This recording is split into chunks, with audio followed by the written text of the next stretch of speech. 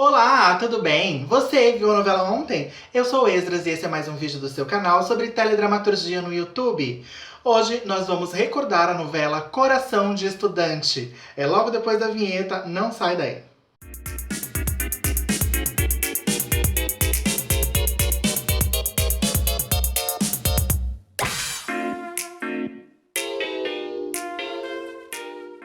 Coração de Estudante foi uma novela das 6 horas, escrita por Emanuel Jacobina e dirigida por Ricardo Waddington.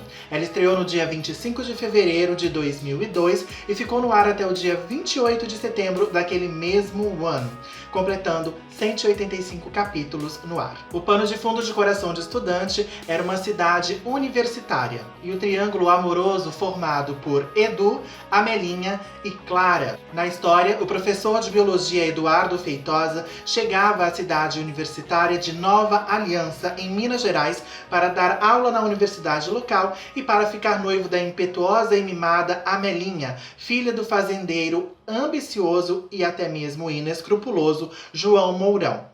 A chegada de Edu então dá início ao triângulo amoroso que eu falei no início, né? Entre ele, a Amelinha e a advogada Clara, honesta, justa, que luta contra os desmandos de João Mourão numa disputa judicial por terras. João Mourão pretende construir uma hidrelétrica numa área de floresta que fica na divisa entre o campus universitário e a fazenda dele. No entanto, a universidade e os moradores da região lutam na justiça para que a região de mata virgem do local seja transformada em área de preservação ambiental. O Edu, então, adere a essa luta, ficando automaticamente contra os interesses do sogro e até mesmo de sua mimada filha Amelinha, tendo Clara como aliada. Além do triângulo amoroso principal e a briga na justiça entre a justa Clara e o inescrupuloso fazendeiro João Mourão, a trama também contava com a animação no dia a dia dos universitários, conciliando os estudos, as paixões e as farras. Neste núcleo, os personagens Carlos, Baú, Cardozinho, Rosana e Bruna recebem dois novos calouros na República, Rafaela e Fábio. Dedicada aos estudos, a Rafaela ela não se deixa abalar pelo assédio do Carlos e nem pela paixão que provoca, tanto em Fábio quanto em Mateus, que é filho de Esmeralda, a dona de um movimentado bar na cidade. O Mateus, filho da belíssima e expansiva Esmeralda, não é visto com bons olhos pelo resto dos estudantes por seu temperamento arrogante e nada amigável. A mãe, Esmeralda, é uma mulher de fibra, né, que se rebela contra o seu amante João Mourão, até então homem com quem ela vivia ali momentos, né, de prazer, de paixão, mas ela se rebela contra ele a partir do momento que ela descobre as intenções dele com relação à cidade e ao local de mata virgem ali do lugar. Dessa forma, para se vingar o fato de ter sido preterido pela amante, o João Mourão ele acaba lhe cobrando uma dívida alta. Então, o João ele acaba conquistando ali, né, vários inimigos na cidade. Porém, a coisa começa a mudar de figura quando ele descobre ser pai de Clara, sim, a sua maior rival nos tribunais, a advogada Clara, que até então acreditava ser filha de Lígia, com o pai que a criou, o Raul, descobre essa nova paternidade e fica muito mexida, né? Afinal de contas, além de ser filha do seu maior rival, ela também acaba descobrindo ser irmã daquela com quem ela vai brigar muito ainda pelo amor do Edu. Quem não gosta nada dessa novidade é a Amelinha, lógico, que faz de tudo para ter Edu do seu lado, inclusive mentindo uma gravidez. Na verdade, a Amelinha é engravida de verdade, mas é do seu amante, o peão Nélio, e não do Edu. O Nélio, então, é um espião da fazenda dos Mourão, porque quando ele percebe que a Amelinha realmente não vai querer nada com ele e vai insistir no casamento com o Edu, ele acaba se demitindo da fazenda. Mas ele é completamente apaixonado pela Amelinha. Então ele é expulso, né, e vai trabalhar no bar da Esmeralda. E com seu jeito bronco e ingênuo, ele acaba despertando o desejo das mulheres da cidade inteira. Além de lidar com as impetuosidades de Amelinha, o Edu ainda precisa lutar na justiça pela guarda do seu filho, o pequeno Lipe, um menino de 8 anos que foi abandonado, abandonado entre aspas, pela mãe Mariana, que tem um problema com a bebida e precisou se internar, deixando assim o seu filho aos cuidados do pai, Edu, para fazer o tratamento contra o alcoolismo. Mas assim que se sente recuperada, Mariana então chega à cidade de Nova Aliança para brigar pela guarda do pequeno Lipe.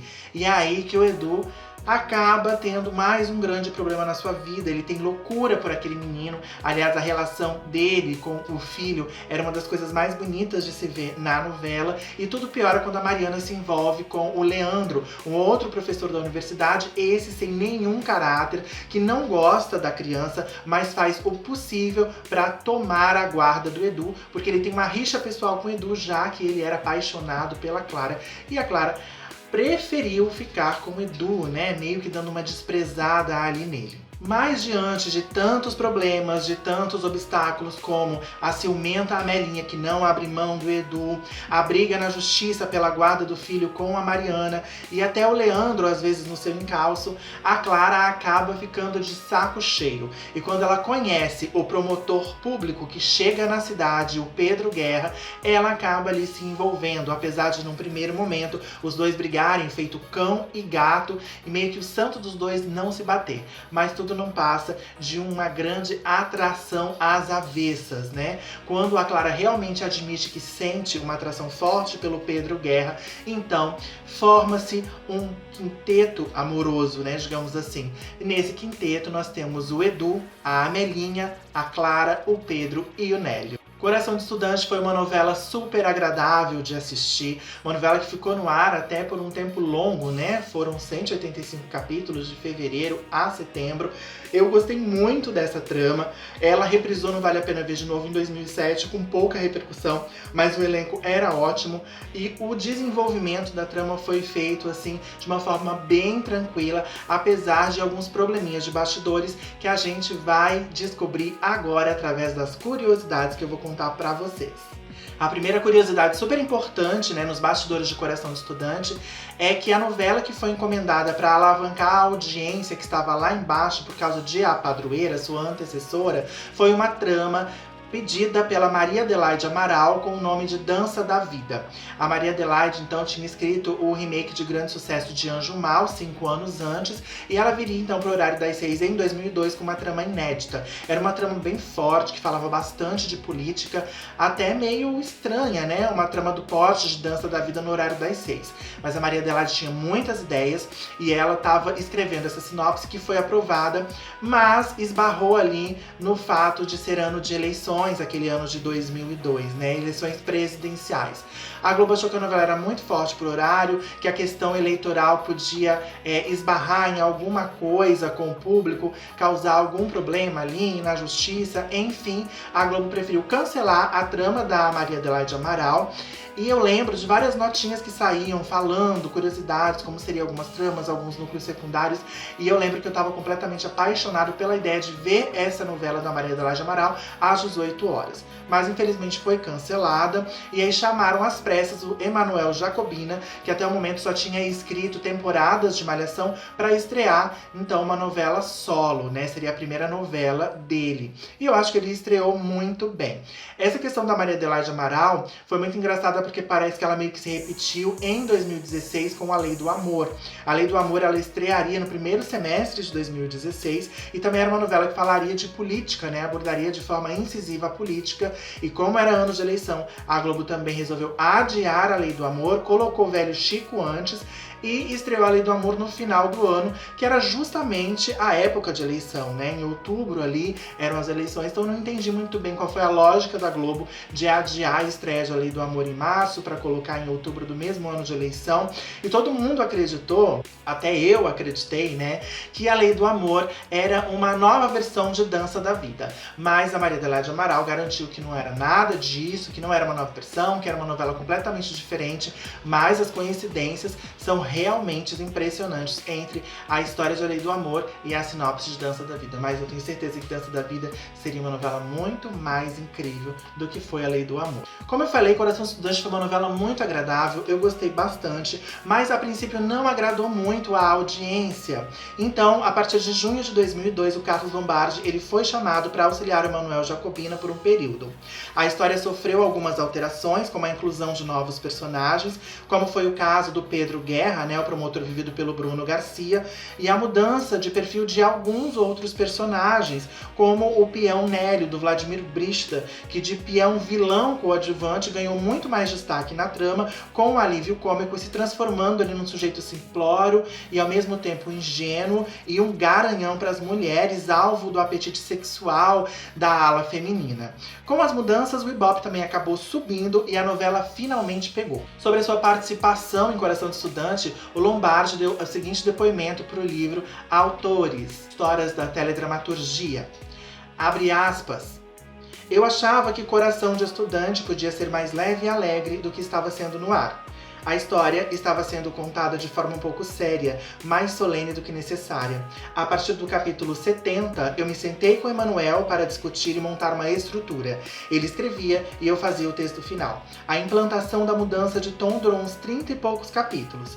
Como a reação em termos de audiência foi bem rápida, o próprio Emanuel ficou bem à vontade com aquele tom, então fui diminuindo minha participação. Fecha aspas. Em Coração de Estudante, Emanuel Jacobina, confundo com João Manuel Carneiro, gente.